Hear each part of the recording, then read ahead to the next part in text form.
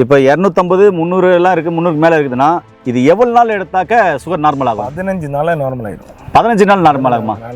ஆனால் நான் சொல்கிற மாதிரி எடுக்கணும், நான் சொல்கிற பத்தியத்தில் தான் இருக்கும். சரி, நீங்கள் சொல்கிற மாதிரி எடுக்கணும். ஏன்னா மக்கள் நிறைய பேர் பார்த்துருக்குறாங்க 15 நாள் நார்மல் ஆகுறது சாத்தியமே இல்லாத ஒன்று அப்படின்னு தான் கண்டிப்பாக நினைப்பாங்க. கிடையாது. இப்போ நீங்கள் ரிசர்ச் சென்டரில் கேரளாவில் கண்டுபிடிச்சிருக்கீங்க. சரி, இது 15 நாள் நார்மல் ஆகும் அப்படின்னு நான் நம்புகிறேன். எனக்கு 300 சுகர் இருக்குன்னு வைங்களேன், இல்லை 350 இருக்குன்னு வைங்களேன், நான் மருந்து மாத்திரைகளை சாப்பிட்றேன் அப்படின்னா அதோடு சேர்த்து இது எடுக்கும்போது எனக்கு ஏதாவது சைடு எஃபெக்ட் வருமா? சூர்ணம் வந்து காலை இரவு இது வந்து சுடுதண்ணியில் கலந்துக்கலாம். ஒரு ஸ்பூன் கலந்து சாப்பாட்டுக்கு பிறகு எடுத்தால் போதும். சாப்பிட்ட பின்னாடி கலந்து 2 வேளை எடுத்துகிட்டு வந்தீங்கன்னா ஒரு 15 நாளில் நீங்கள் சுகரில் நார்மல் ஆகிடும். 15 நாள்லையா? 15 டேஸில் சுகர் நார்மல். நண்பர்களே, என்ன சொல்கிறாங்கன்னா, உங்களுக்கு 1 வருஷம் 2 வருஷம் 5 வருஷம் 10 வருஷம் 15 வருஷம் 20 வருஷம் சுகர் இருந்தாலும் கவலை இல்லை. அதோடு சேர்த்து இந்த மருந்துகள், அதாவது இந்த மருந்து வந்து கேரளாவில் ஆயுர்வேதா ரிசர்ச் சென்டரில் கண்டுபிடிக்கப்பட்ட மருந்துகள்ன்றதுனால இது பல்லாயிரக்கணக்கான பேர் கொடுத்துருக்காங்க. உணவு மருந்துகளுக்கு வணக்கம். இன்னைக்கு நிறைய பேருக்கு சுகர், சர்க்கரை நோய், டைப் 1 டைப் 2, இதனால் இன்சுலின் போடுறாங்க, மருந்து மாத்திரைகள் எடுக்கிறாங்க, சித்தா ஆயுர்வேதாவில் நிறைய மருந்துகள் எடுக்கிறாங்க. இதுக்கு முழுமையான தீர்வு இல்லையா அப்படின்னும் போது நிச்சயமாக இருக்குது. இதுக்காக கேரளாவில் ரிசர்ச் சென்டரில் ஆயுர்வேதா ரிசர்ச் சென்டரில் கண்டுபிடிச்சிருக்கிற ஒரு அற்புதமான மருந்து மெகா ட்ராப்ஸ்ன்னு வச்சுருக்கார் பேர், மெகா சுகர் ட்ராப்ஸ். இந்த ட்ராப்ஸ் எடுத்தால் சர்க்கரை நோய் கண்டிப்பாகவே ரிவர்ஸ் பண்ணிட முடியும், முற்றிலுமாக குணமாகன்றார். சரி, இது சாத்தியமா? எவ்வளோ நாள் எடுக்கணும் அப்படின்றத அங்கே ரிசர்ச் சென்டரில் ஒரு உயர் பதவியில் இருக்கிற மதிப்புக்குரிய பாரம்பரிய ஆயுர்வேதா சித்த வைத்தியர் பார்த்தீங்கன்னாக்க நம்ம இடத்துல விஜயன் வந்திருக்காரு. அவர்கிட்ட கேட்டு தெரிஞ்சுக்கலாம். வாங்க முழுமையான காணொலிக்குள்ளே போகலாம். என்ன வணக்கண்ணா? வணக்கம். ஆனால் இன்றைக்கி நிறைய பேருக்கு பார்த்தீங்கன்னாக்கா சர்க்கரை நோய் டைப் 1 இருக்குது. டைப் 1 இருக்கிறவங்களாம் இன்சுலின் போடுறாங்க. டைப் 2 இருக்குது, அது எல்லாருக்கும் மருந்து மாத்திரைகள் எடுக்கிறாங்க. இதனால் பார்த்தீங்கன்னா அடிக்கடி யூரின் போகுது, அசதியாக இருக்குது, சோர்வாக இருக்குது, நாக்கெல்லாம் வரைஞ்சி போகுது, அதே மாதிரி உடம்பு டயர்ட்னஸ் ஆகுது, பார்த்தோன்னா ரெட்டினோபதி வந்துடுது, கண் மங்கலாக இருக்குது, இன்சுலின் சரியாக சுரக்கலை, அந்த பேங்க்ரியாஸ் சரியாக வேலை செய்யலை, இப்படின்னு எண்ணற்ற பிரச்சனைகள் சொல்லிட்டு அடிக்கிட்டு போயிட்டே இருக்கலாம். சரிங்களா? இப்படிப்பட்ட பிரச்சனைகளுக்கு உங்களுடைய ஆயுர்வேதா ரிசர்ச் சென்டர் கண்டுபிடிக்கப்பட்ட மருந்து மெகா ட்ராப்ஸ்னு வச்சுருக்கீங்க. இது மிக சிறப்பாக வேலை செய்யும், நிறைய பேர் குணப்படுத்திருக்குன்னு சொன்னீங்களே, இது எந்த அளவுக்கு வேலை செய்து எவ்வளோ பேரை குணப்படுத்திருக்கீங்க? இது எப்படி எடுக்கணும்? சுகர் நோய் ஏன் வருது? சுகர் நோய் ஏன் வருதுன்னு நம்ம நிறைய காணொலியில் நானும் சொல்லியிருக்கேன், நீங்களும் சொல்லியிருக்கீங்க.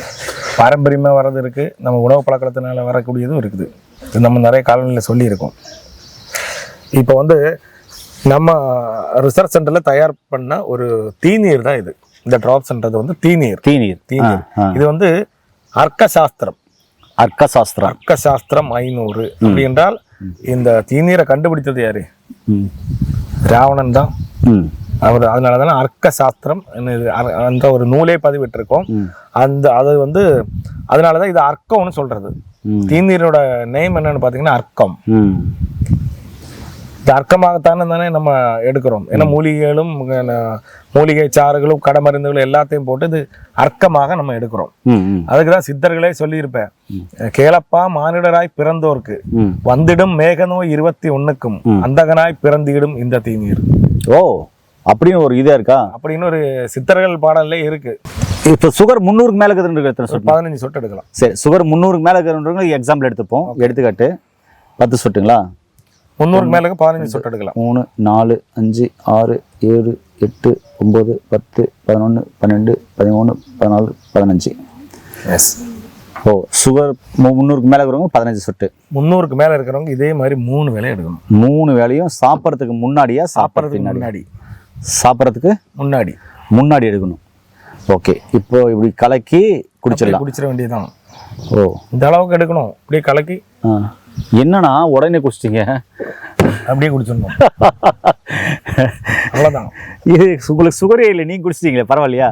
நான் செய்யற மருந்து தானே. ஆமா, அது உங்களுக்கு மருந்து மேல எனக்கு நம்பிக்கை இருக்கு. சரி, ஓகே. இது என்னது நான் போடுறேன்? இது வந்து இப்போ 300க்கு மேல சுகர் இருக்குன்னு சொன்னாங்க இல்லையா? ஆமா, அவங்களுக்கு வந்து கொடுக்கக்கூடிய ஒரு சூர்ணம்.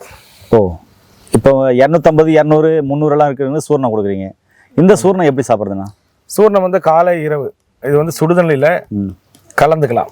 ஒரு ஸ்பூன் கலந்து சாப்பாட்டுக்கு பிறகு எடுத்தால் போதும். சாப்பிட்ட பின்னாடி கலந்து 2 வேளை எடுத்துகிட்டு வந்தீங்கன்னா ஒரு 15 நாளில் நீங்கள் சுகரில் நார்மல் ஆகிடும். 15 நாள்லையா? 15 டேஸில் சுகர் நார்மல். என்னடா சொல்கிறீங்க? நீங்கள் யாருக்காச்சும் கொடுத்து பாருங்க, யாருக்காவது குடிச்சு பாருங்கன்றீங்க. கொடுத்து பாருங்க. ம். நண்பர்களே, திரும்பவும் கேட்குறேன். ஆனால் இப்போ 250 300 எல்லாம் இருக்குது, 300க்கு மேலே இருக்குதுன்னா இது எவ்வளோ நாள் எடுத்தாக்க சுகர் நார்மல் ஆகும்? 15 நாளில் நார்மல் ஆயிடும். 15 நாள் நார்மல் ஆகுமா? ஆனால் நான் சொல்கிற மாதிரி எடுக்கணும், நான் சொல்கிற பத்தியத்தில் தான் இருக்கும். சரி, நீங்கள் சொல்கிற மாதிரி எடுக்கணும். ஏன்னா மக்கள் நிறைய பேர் பார்த்துருக்குறாங்க 15 நாள் நார்மல் ஆகுறது சாத்தியமே இல்லாத ஒன்று அப்படின்னு தான் கண்டிப்பாக நினைப்பாங்க. கிடையாது. இப்போ நீங்கள் ரிசர்ச் சென்டரில் கேரளாவில் கண்டுபிடிச்சிருக்கீங்க. சரி, இது 15 நாள் நார்மல் ஆகும் அப்படின்னு நான் நம்புகிறேன். எனக்கு 300 சுகர் இருக்குன்னு வைங்களேன், இல்லை 350 இருக்குன்னு வைங்களேன், நான் மருந்து மாத்திரைகளை சாப்பிட்றேன் அப்படின்னா அதோடு சேர்த்து இது எடுக்கும்போது எனக்கு ஏதாவது சைடு எஃபெக்ட் வருமா? இல்லை, மக்கள் கேட்குறதால சொல்கிறேன். நீங்கள் அடிக்கடி சைடு எஃபெக்ட் இல்லைன்றீங்க, மக்கள் கேட்குறதுனால சொல்கிறேன். இதோடு சேர்த்து நான் அலோபதி மெடிசன் எடுக்கிறேன், இல்லை மற்ற மருந்துகள் எடுக்கணும், சைடு எஃபெக்ட் வருமா?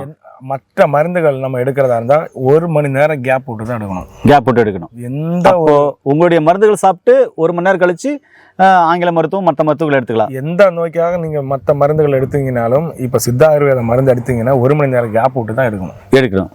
சரி, ஓகே. இப்போது இந்த மருந்து ட்ராப்ஸு சாப்பிட்றதுக்கு முன்னாடியா? ஆமாம், ட்ராப்ஸ் சாப்பிட்றதுக்கு முன்னாடி 3 வேளையும் 300க்கு மேலே இருந்தால் 15 சொட்டு, இல்லைன்னா 10 சொட்டு. நார்மலாக இருக்குன்னா 10 சொட்டு. இதே சூரணம் பார்த்தீங்கன்னா சாப்பிட்ட பின்னாடி ஒவ்வொரு ஸ்பூன், ஒவ்வொரு டம்ளர் தண்ணியில் குடிக்கக்கூடிய அளவு சூடு இருக்கக்கூடிய தண்ணியில் கலந்து குடிக்கணும். சைடு எஃபெக்ட் இல்லைன்னு சொல்லிட்டீங்க. இப்போது நான் மருந்து மாத்திரையில எடுத்துன்னு எனக்கு கிட்டத்தட்ட ஒரு 5 வருஷம் 10 வருஷம் 15 வருஷமா 20 வருஷமா சுகர் இருக்குது அப்படின்னு சொன்னால் இது எனக்கு எவ்வளோ நாளில் நார்மலாக கொண்டு வரும்? ஐயா, நீங்கள் இப்போ இந்த மருந்து எடுக்கிறதுக்கு முன்னாடி டெஸ்ட் எடுத்துக்கோங்க. சரி, எடுக்கிறேன். ஒரு 350 இருக்குது. நீங்கள் டெஸ்ட் எடுத்துக்கோங்க. அதுக்கு பிறகு நீங்கள் சாப்பிட ஆரம்பிச்சு ஒரு 15 நாள் கழிச்சு மறுபடியும் ஒரு டெஸ்ட் எடுங்க. என்ன நிகழும், என்ன நடக்கும்? நார்மல் ஆகும். பட் நான் சொல்கிற பத்தியத்தை கடைபிடிக்கணும். சரி, ஓகே. நார்மல்னே பெரிய விஷயம் தான். ஏன்னா அப்படி ஒரு மருந்து இருக்குது அப்படின்னு சொன்னாக்க கண்டிப்பாக அது வரவேற்கக்கூடியது தான். இப்போது நீங்கள் என்ன பத்தி முறை சொல்லுவீங்க? பத்திய மரம் 1/4 பங்கு சாப்பாடு. இதுங்க 1/4 பங்கு சாப்பாடு இதுங்கன்னா 1/2 பங்கு காய்கனி. அதாவது ஒரு கைப்பிடி சாப்பாடுனாக்கா 3 கைப்பிடி காய்கறி தான் அதிகமாக இருக்கணும். அப்போ நீங்கள் என்ன சொல்கிறீங்கன்னா ஒரு கைப்பிடி கார்போஹைட்ரேட்னாக்கா 3 கைப்பிடி அளவுக்கு ரிச் ஃபைபர் எடுக்கணும். அதே மாதிரி நான்வெஜ் எடுக்கக்கூடாது. ஓ, பத்தி இதுதான். நான்வெஜ் எடுக்கக்கூடாது.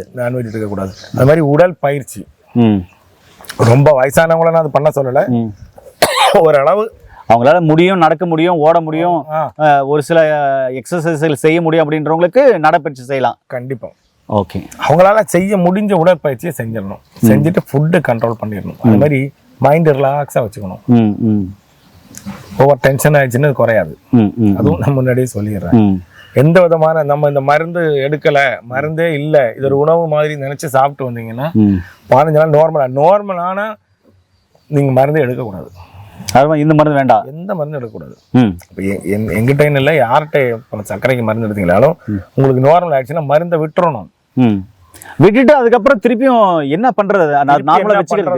நார்மலா வச்சுக்கிறதுக்கு இப்போ ஒன்றும் இல்லை, சிம்பிளா ஒன்று சொல்றேன். அது வெந்தயம் இருக்கு இல்லையா, ஜீரகம் இருக்கு இல்லையா, காட்டு சீரகம் இருக்கு இல்லையா, ஓமம் இருக்கு. இந்த 4 மருந்து சமமா பவுடர் பண்ணுங்க. பண்ணிட்டு இது நார்மலான பிறகு உள்ளதை சொல்றேன் நான். பண்ணிட்டு தினமும் காலை இரவு ஒவ்வொரு ஸ்பூன் சுடுநீர்ல கலந்து குடிச்சிட்டு வாங்க. அது மாதிரி நான் சொல்றேன், இந்த பத்தியத்தையும் கடைபிடிச்சிட்டு வாங்க, உங்களுக்கு சுகர் ஏறாது. இதுதான் சொல்றீங்க. நண்பர்களே, என்ன சொல்றாங்கன்னா, உங்களுக்கு 1 வருஷம் 2 வருஷம் 5 வருஷம் 10 வருஷம் 15 வருஷம் 20 வருஷம் சுகர் இருந்தாலும் கவலை இல்லை. அதோடு சேர்த்து இந்த மருந்துகள், அதாவது இந்த மருந்து கேரளாவில் ஆயுர்வேதா ரிசர்ச் சென்டரில் கண்டுபிடிக்க மட்டும் மருந்துகள்ன்றதுனால இது பல்லாயிரக்கணக்கான பேர் கொடுத்துருக்காங்க.